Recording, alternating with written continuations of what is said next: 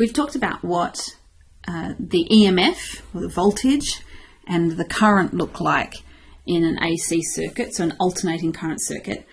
And now we're going to talk about the really useful thing is, how much power we're getting out of a circuit, or how much power that circuit is consuming.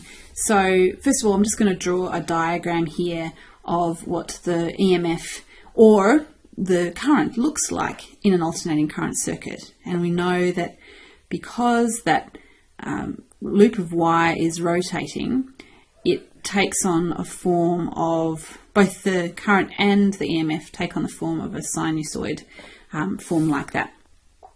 So what does the power look like? Well, we know that the power equals the voltage times the current. And in this instance, it would be the EMF times the current. So it's the same thing, just a different symbol that we use in this case. And we can write down then that each of those have a sinusoidal form with some maximum value, which we'll call epsilon 0 and I0. So I'm just going to write that under here. Here we go, there's epsilon 0 times the sine of omega t, where omega is the angular frequency which is associated with that sinusoidal motion. And there's our one for the current.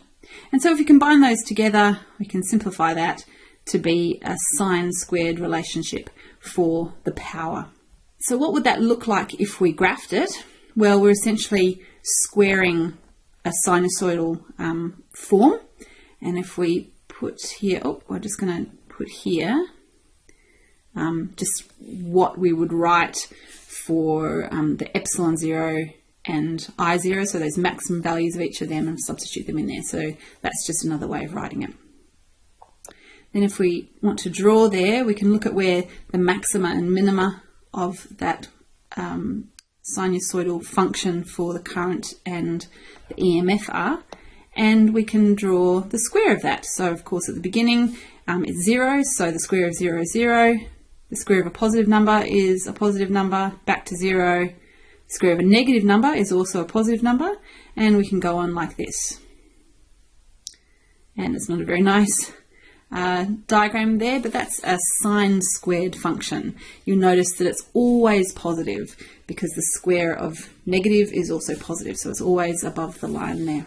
Now it's all very well to say that our current and our EMF vary with time, but what's really useful is to see what the effective value of them are. So some people say, like, if we average stuff over time, that should give us kind of the total effect, right? So first of all, I'm going to just write down here, just to remind us what we're looking for. What's the average voltage, current, and power? Because average might be something that's useful. Now, if we look over here at the graph for current and for EMF as a function of time, we can see that for some of the time it's above, and then it goes below, and then it goes above, and it goes below. So it actually spends half the time above that time axis and half of it below. So half the time it's positive, half the time it's negative. And if we looked at what the average value of the voltage was, or the EMF, we would find that average of some plus and some negative would be 0. And the same for the current, which is the same form, 0, so 0 volts and 0 amps. Now, that's not particularly useful. We know that we get useful effects out of alternating current circuits because all it's saying is that the electrons are being pushed one way and then they're being pushed the other, and you still get the same effective effect when you have electrons jiggling around in the wires and say they're being converted into heat energy for your light bulb. So having an average value of 0 for the voltage and for the current is not a very useful quantity to deal with.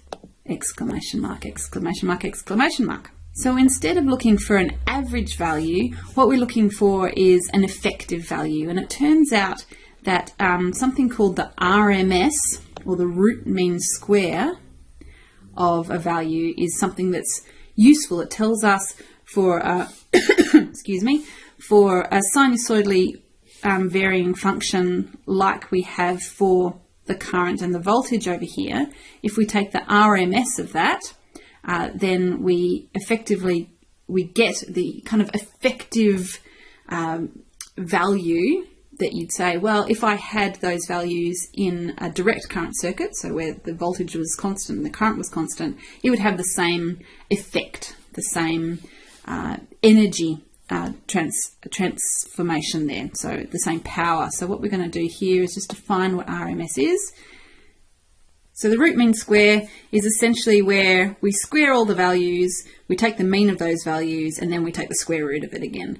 And it turns out that if we do that for a sinusoidal function, it ends up being that RMS value is the peak value, which is x0 here. So the RMS value of some variable x is the peak value, x0, divided by the square root of 2, which would be kind of somewhere like the peak value up here, divided by about 1.4, so kind of somewhere around here. Okay, so it's not where the average of the voltage is, it's kind of somewhere there. All right, and as I said before, the RMS values of current and voltage are the effective current and voltage.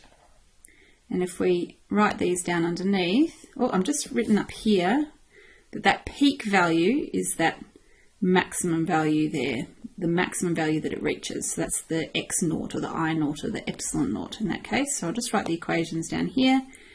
RMS is of current is I0 over square root of 2.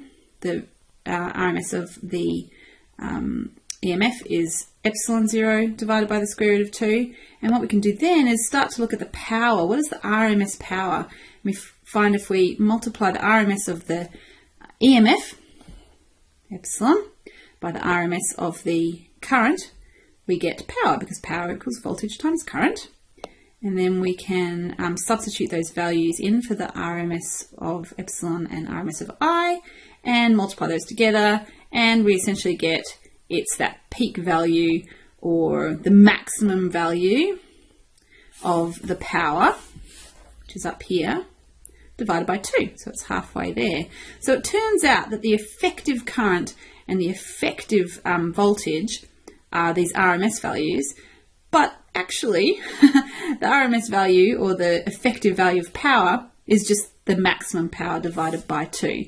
So it is actually kind of just the average for the power, whereas for the current and the voltage it's something slightly different. So there you go. That's how we deal with power in AC circuits.